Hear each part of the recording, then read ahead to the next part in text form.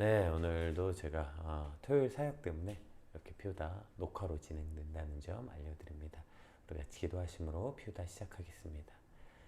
하나님 감사합니다. 오늘 말씀을 통하여서 아브라함과 다시 언약하시는 그 하나님의 음성을 듣게 하시고 오늘 그 언약이 우리에게 주신 하나님의 말씀으로 기억되어서 말씀이 선포되어지고 그 말씀에 따라 오늘 우리가 우리의 삶을 정하고 그 삶을 말씀에 따라 순종하게 되는 특별히 오늘 주일을 맞이하기 전에 토요일이 되게 하시고 또 그렇게 우리가 주일을 어떻게 주의 말씀 안에서 온전히 준비해야 되는지 주의 음성을 듣는 시간들이 되게 하여 주시옵소서. 감사합니다. 예수님 이름으로 기도드립니다. 아멘. 네, 오늘 저희가 함께 살펴볼 말씀은 창세기 15장 1절에서 11절까지 말씀입니다. 우리 같이 한 목소리로 읽어보겠습니다.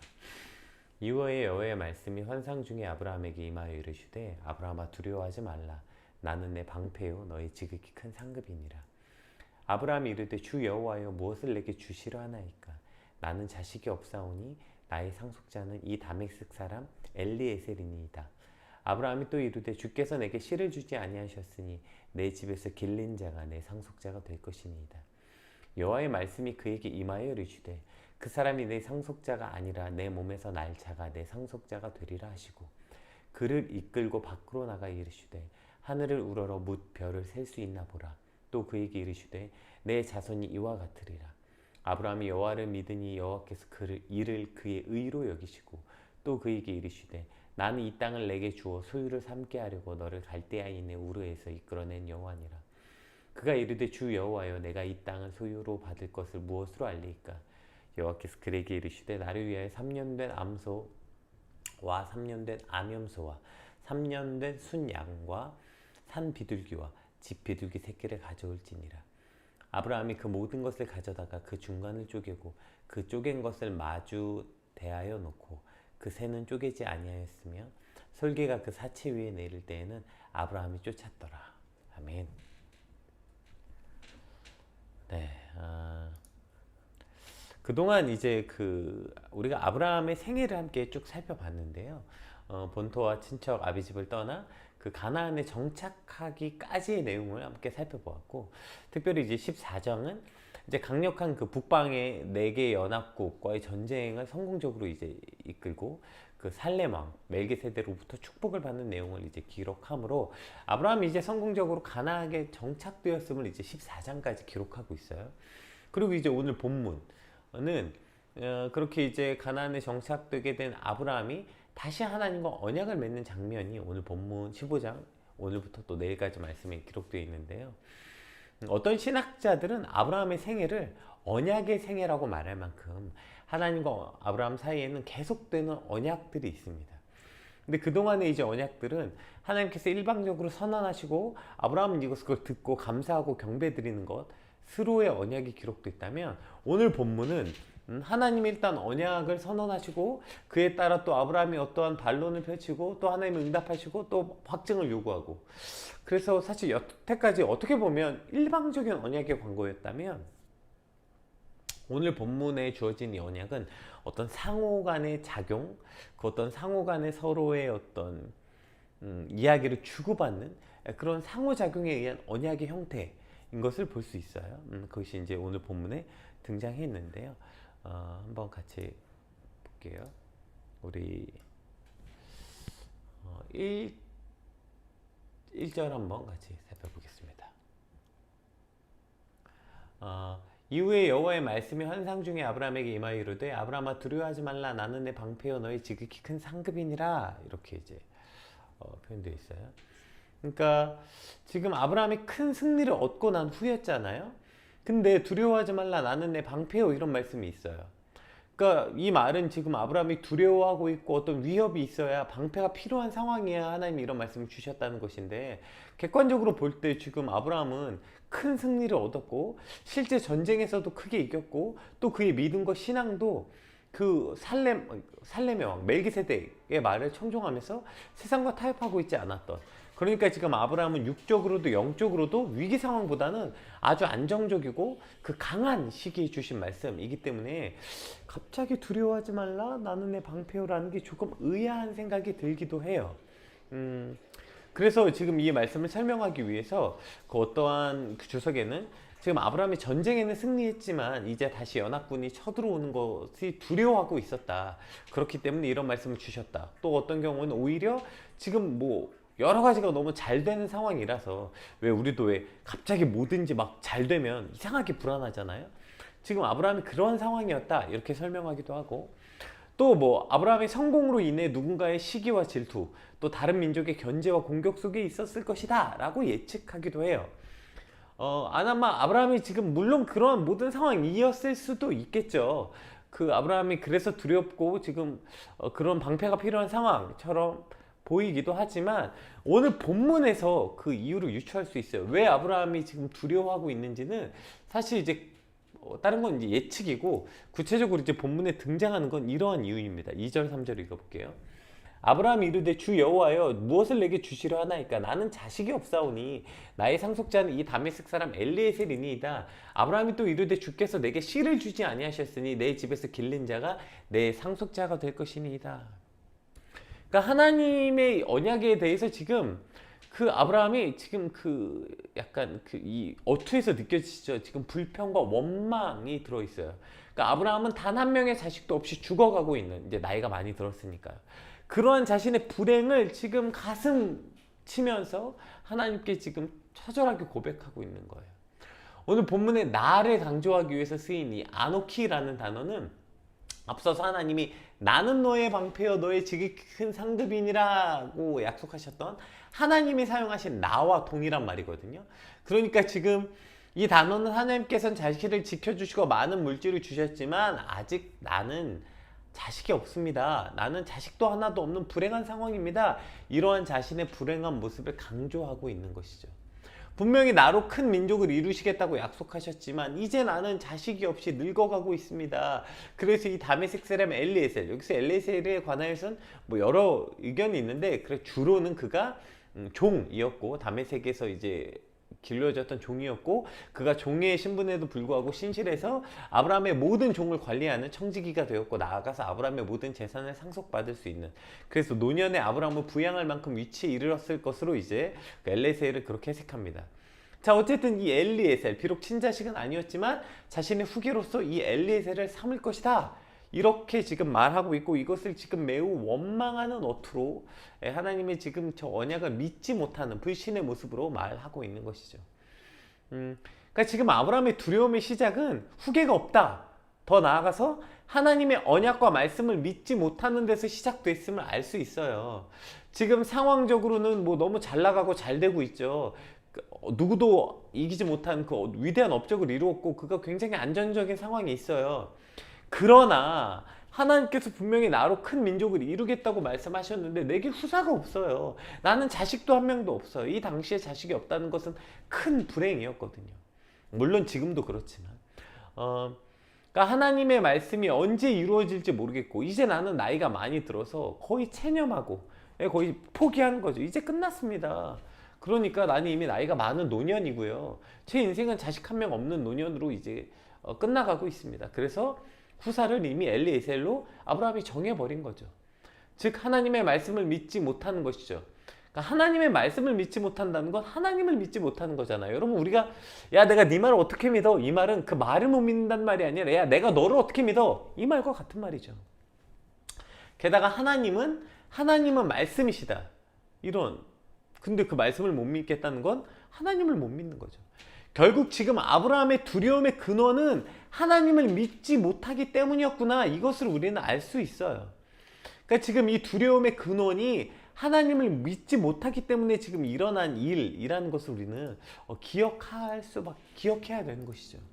아, 지금 하나님을 믿지 못하는 것, 하나님을 믿지 못함으로 지금 이 일이 이루어졌구나, 이것을 우리가 알 수 있어야 되는 것입니다.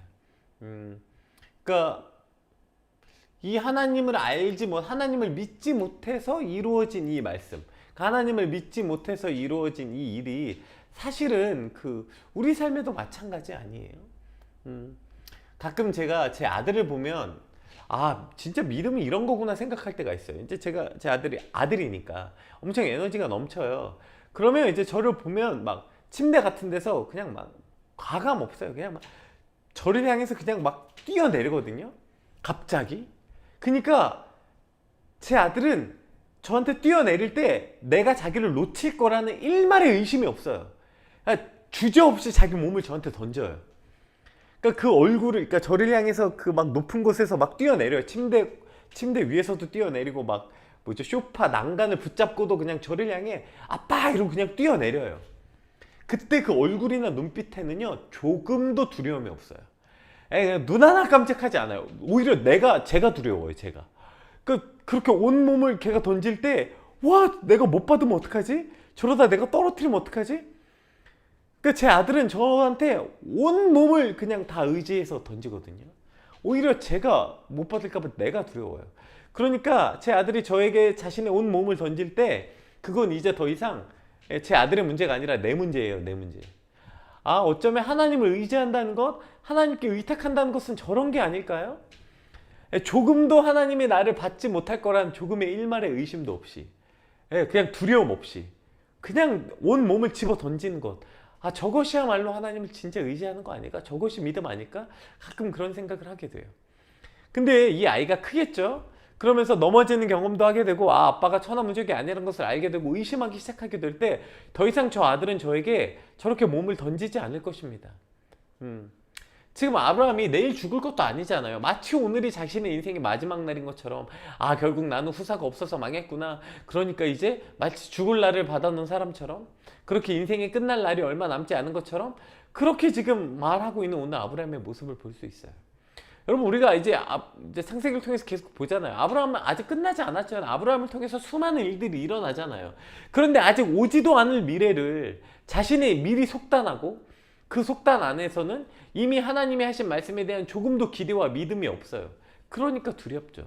그러니까 인생이 망한 것 같고 후사가 없는 것 같으니까 지금 아브라함이 미리 엘리에셀을 자신의 후사로 정해놓고, 그러니까 지금 두렵고 고통스러운 자신의 마음을 하나님께 토로하고 있는 것입니다. 오늘 우리의 두려움의 근원은 어디 있습니까? 우리는 무엇 때문에 두려워하고 있는 것입니까? 돈이 없어서요? 아니면 아들이 없어서? 집이 없어서? 직장이 없어서? 도와줄 사람이 없어서? 오늘 우리의 두려움의 근원은 무엇입니까? 사실 우리의 두려움 역시 어떤 아들이 없고 돈이 없고 집이 없고 직장이 없고 도와줄 사람이 없고 결혼할 사람이 없고 이런 미래가 없어서가 아니라, 사실 우리의 두려움 역시 저 모든 상황 가운데서 하나님의 말씀을 믿는 믿음이 없어서 아닙니까? 결국 하나님의 말씀을 믿지 못해서 두려운 거 아니에요? 우리 마태복음 6장 말씀 한번 같이 살펴볼까요? 마태복음 6장 말씀. 6장 25절에서 30절. 제가 이것은 PPT로 준비하지 못해서 그냥 요 말씀을 한번 같이 살펴볼게요. 글씨가 작아서 25절부터 볼게요. 보세요. 제가 블링크 해드릴 테니까 글자를 조금 더 키워볼게요. 25절부터 한번 볼게요. 그러므로 25절부터 그러므로 내가 너희에게 이르노니 목숨을 위하여 무엇을 먹을까 무엇을 마실까 몸을 위하여 무엇을 입을까 염려하지 말라. 목숨이 음식보다 중하지 아니하며 몸이 의복보다 중하지 아니하냐? 공중의 새를 보라. 심지도 않고 거두지도 않고 창고에 모아들이지도 아니하되 너희 하늘 아버지께서 기르시나니 너희는 이것보다 귀하지 아니하냐? 너희 중에 누가 염려함으로 그 키를 한 자라도 더할 수 있겠느냐? 또 너희가 어찌 의복을 위하여 염려하느냐? 들의 백합화가 어떻게 자라는가 생각하여 보라. 수고도 아니하고 길쌈도 아니하느니라. 그러나 내가 너희에게 말하노니 솔로몬의 모든 영광으로도 입은 것이 이 꽃 하나만 갖지 못하였느니라. 오늘 있다가 내일 아궁이에 던져질 들풀도 하나님이 이렇게 입히시거든. 하물며 너희일까 보냐? 그 다음에 말씀이 뭐예요? 믿음이 적은 자들아. 이렇게 얘기하고 있어요. 이 믿음이 적은 자들아. 오늘 사실 문제가 뭔지 알아야 해결하죠. 어디가 아픈지 알아야 거길 치료하죠. 결국 오늘 나의 두려움의 근원이 무엇인지 알아야 문제를 해결하죠. 오늘 나의 두려움의 근원이 어떤 다른 것의 결핍이 아니라는 거예요. 너희가 의복이 없고 먹을 게 없고 이런 게 없어서 너희가 지금 그런 게 아니라, 너희의 두려움의 결핍이 뭐예요? 이 믿음이 적은 자들아, 믿음이 없어서 너희 안에 지금 이런 두려움이 있다는 거예요. 오늘 아브라함의 두려움, 왜 하나님이 오늘 말씀 시작하자마자 아브라함이 지금 두려울 상황이 하나도 아닌데, 전쟁에서 승리했고 그는 많은 사람들에게 인정받았고, 그런데 왜 아브라함이 두려워합니까? 하나님의 언약, 하나님의 약속을 믿지 못했거든요. 하나님의 언약을 믿지 못한다는 것, 곧 하나님을 믿지 못했기 때문에 지금 아브라함이 두려워하고 있는 거예요. 오늘 우리의 두려움의 근원도 마찬가지입니다. 왜 오늘 우리가 두렵습니까? 하나님을 믿지 못했기 때문이에요. 오늘 나의 두려움의 근원은 다른 어떤 것의 결핍이 아니라 봐도 믿음이 없기 때문에, 이 믿음의 결핍이기 때문에 우리가 두려워한다는 것입니다. 그래서 오늘 우리의 말씀을 통해서 우리가 간구해야 될 게 뭡니까? 주여, 나의 믿음 없음을 도와주소서. 하나님의 말씀을 믿지 못해 두려워하는 나의 믿음 없음을 주님 도와주시옵소서. 주의 말씀을 온전히 믿을 수 있음을, 그렇게 온전히 믿을 수 있어서 두려워하지 않고 담대히 나아갈 수 있도록 주의 말씀을 믿게 하여 주시옵소서. 오늘 이것이 저와 여러분의 간절한 소망이 되길 주님의 이름으로 축복합니다. 자, 이제 그 두려움, 그 믿음이 없어서 두려워하는 아브라함에게 하나님이 이렇게 말씀하시죠. 우리 4절 5절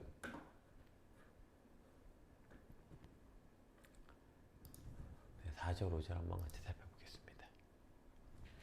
아브라함이 또 이르되 주께서 내게 씨를 주지 아니하셨으니 내 집에서 길른 자가 내 4절 5절 여호와의 말씀이 그에게 임하여 이르시되 그 사람이 내 상속자가 아니라 내 몸에서 날 자가 내 상속자가 되리라 하시고 그를 이끌고 밖으로 나가 이르시되 하늘을 우러러 무뼈를 셀 수 있나 보라. 또 그에게 이르시되 내 자손이 이와 같으리라. 하나님이 이렇게 지금 언약하시죠. 그러니까 이미 체념한 듯 말하는 아브라함에게 하나님은 그가 아니라고, 네가 체념하듯 엘리에셀이 내 후사입니다 라고 말하는 그가 아니다. 내 몸에서 날 상속자가 바로 그다. 그리고 이제 아브라함을 이끌고 나가서 하늘의 별을 보게 하시고 내 자손이 저렇게 별과 많게 주시겠다 이렇게 약속하세요. 근데 이런 약속 처음 아니잖아요. 우리가 이 전장 13장에서도 이미 아브라함을 데리고 나가서 눈을 들어 동서남북을 보게 하시고 어디든 가라, 그곳을 네 자손에게 줄 텐데 네 자손이 얼마큼 될 거냐면 땅에 티끌같이 셀 수 없게 해주겠다. 하나님 이미 약속하셨고요. 이미 12장에 아브라함을 처음 부르실 때도 내가 너로 큰 민족을 이루고 네 이름을 창대케 하겠다. 그 언약을 주셔서 아브라함이 지금 친척 아비집을 떠난 거예요. 도구만 달라요. 하나님이 처음에 말씀으로 약속하셨고 그 다음에 그를 이끌고 가서 티끌을 보게 하셨고 오늘은 별을 보게 하셨어요. 그러니까 사실 지난번에 얘기하셨던 그 언약을 반복해서 주고 계시는 거예요.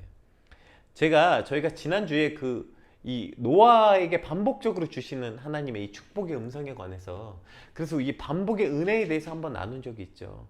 지금 노아가 계속 두렵고 그 온 세계 인류가 다 멸망당하고 본인 가족만 남았을 때 그가 두려워했기 때문에 하나님이 계속해서 노아와 노아 가족에게 계속 똑같은 축복의 말씀을 주셨다. 그래서 그렇게 축복의 말씀을 주시면서 야, 왜 이렇게 믿음이 없냐고 닥달하고 책망하시지 않고 또 말씀하시고 또 말씀하시고 그들이 그 말씀을 믿을 때까지 반복해서 말씀해 주셨던 이 하나님의 이 반복의 말씀이 얼마나 큰 은혜이고 사랑인지 우리가 한번 이미 나누었어요. 마치 오늘 본문을 통해서도 하나님의 그와 같은 마음이 느껴져요. 야, 내가 도대체 몇 번 약속해야 돼? 약속했잖아, 주겠다고. 아니, 내가 너로 인해서 별과 같이 그 티끌과 같이 자손 주겠다고 약속했잖아. 이렇게 책망하지 않으시고 하나님은 또 약속하시고 또 언약을 맺으시는 거예요.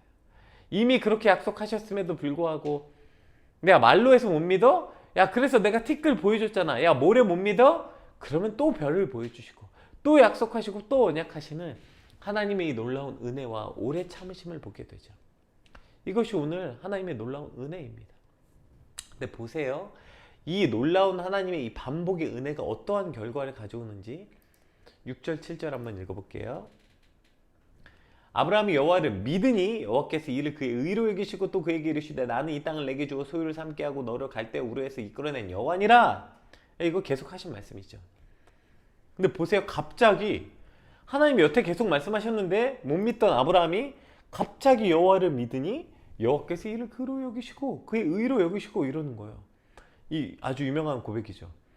아니, 이제 믿어서 의로 여겨주셨다 이 포인트 말고 아브라함이 갑자기 여호와를 믿었다. 우리 이 부분에 집중해 봅시다. 아니, 그동안 말씀하셨잖아, 하나님이 계속. 그리고 오늘 말씀이 뭐 다른 때 하셨던 말씀보다 엄청 특별하거나 뭐 엄청 놀라운 말씀도 아니에요. 그냥 티끌로 얘기했던 걸 별로 바꾸셨던 것 뿐이에요. 근데 갑자기 아브라함이 이 말씀이 믿어졌대요. 이 말씀을 믿었대요. 그러니까 하나님의 반복되는 이 말씀, 계속해서 하나님이 주신 이 반복은 아브라함에겐 큰 은혜고 사랑이지만 그 반복되는 말씀이 어느 순간 믿어지는 거예요. 그래서 우리 삶에도 매일매일 하나님의 말씀이 있어야 되는 거예요. 여러분, 참 부끄럽게도 저는 목사인데도 불구하고요, 이 말씀이 이런 말씀이었구나, 계속해서 들려졌고 내 삶에 선포됐고 묵상하기도 하고 성경 공부도 했는데요, 그 말씀이 들리지 않고 깨달아지지 않고 그 말씀이 내 삶과 별 상관없는 말씀인 경우가 참 많아요. 그런데 어느 순간 그 말씀을 또 묵상하고 또 묵상하고 또 보다가 어느 순간 깨달아지는 거예요. 아, 이 말씀이 이런 말씀이었구나. 그리고 그 말씀이 이제 더 이상 내 삶과 상관없는 말씀이 아니라 그 말씀이 이제 내 삶을 이끌어가는 말씀이 되는 거예요. 어느 날 그것이 상황 때문인지 반복 때문인지 나이가 먹어서인지 신앙의 인지적 능력이 조금은 향상되어서 있는지 어쨌든 그렇게 반복되던 그 말씀이 어느 날 믿어지는 거예요. 그래서 그 말씀이 깨달아지고 그 말씀 때문에 벌벌 떨면서 살던 내 삶이 다시 담대함으로 일어나게 되고 곧 죽을 사람처럼 무기력했던 내가 그 말씀 때문에 다시 일어나 힘차게 I will unto you, 하나님을 향해 힘차게 달려나가게 되는 것, 이것이 하나님의 말씀이에요. 그러니까 우리가 나 그 말씀 알아, 나 그 말씀 무슨 뜻인지 알아, 나 예전에 그 말씀 성경 공부 때 들었어, 나 지난주에 그 말씀 설교 들었어, 이런 말도 안 되는 소리 하면 안 되는 거예요. 예전에 들려줬고 어제 들었던 설교고 어제 묵상했던 말씀이고 우리가 지난달에 성경 공부했던 말씀일지라도 그 말씀이 오늘 내 삶과 아무 상관없다면 그 말씀은 그냥 죽은 말씀이에요. 마치 아브라함에게 그 전에 하나님이 계속 언약했잖아요. 그런데도 두려워하고 그런데도 넘어지는 거예요. 왜요? 그 말씀이 믿어지지 않으니까요. 그런데 오늘 하나님의 언약이 또 반복되고 또 반복될 때 아브라함이 그 말씀에 오늘 믿어진 거예요. 아브라함이 여호와를 믿으니, 네, 아브라함에게 반복되는 하나님의 이 말씀이 믿어지니까 그 말씀이 오늘 다시 나를 살게 하는 거예요. 그런데 그 말씀이 아무리 묵상되어졌으면 뭐예요? 지난주에 들은 설교면 뭐예요? 오늘 내 삶과 아무런 상관이 없다면 우리는 그 말씀을 믿지 못하게 되는 거예요. 오늘 아브라함에게 반복되는 하나님의 언약을 통해 아브라함이 그 언약을 믿게 된 것처럼 오늘 우리 삶에 하나님의 말씀이 끊어지지 않고 또 반복되고 또 반복되게 되길 소망합니다. 그러면 그렇게 반복되고 반복되는 말씀을 통해 어느 순간 이 말씀이 이런 말씀이구나, 이 말씀이 내 삶을 이렇게 이끌어가는 것이구나 깨달아지고, 그러면 어느 순간 그 말씀이 믿어지고 그 말씀이 저와 여러분의 삶을 이끌어가는 그 놀라운 역사가 일어나게 되길 소망하고, 오늘 이 말씀이 저와 여러분에게 그러한 역사가 일어나는 말씀이 되길 주님으로 축복합니다.